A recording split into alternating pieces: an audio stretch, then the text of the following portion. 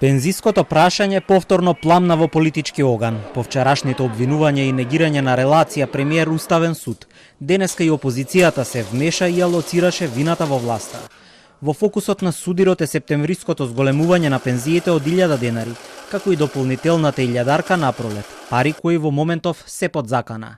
Начинот на пресметка дефиниран во новиот член од Законот за пензиите го отвори сомнежот на Уставниот суд, кој сега преиспитува дали формулата за добивање на линеарното покачување е усогласена со Уставот.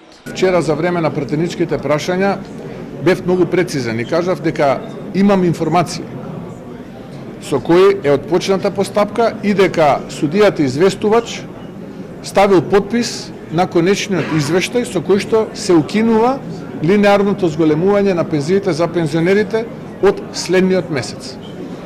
Дали тоа ќе се случи, ќе видиме наскоро.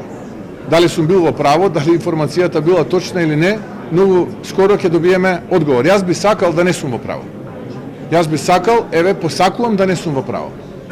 Но што ако сум во право?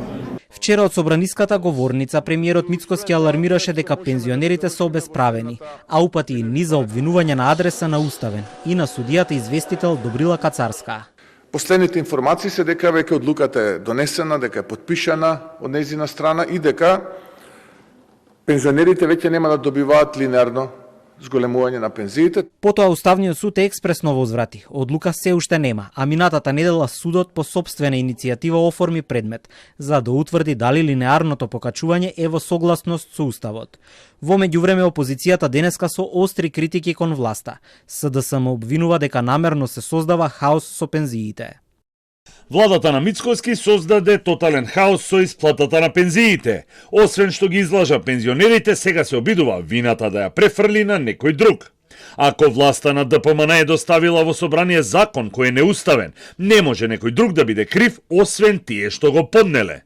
Прашањето е, дали намерно ДПМН им го направи ова на пензионерите? Измените на Законот за пензиско и инвалидско осигурување што собранието ги изгласа на крајот на јули веќе се преточија во повисоки пензии. Првото линеарно зголемување пристигна со исплатата на 1 септември, а второто треба да биде до година во март.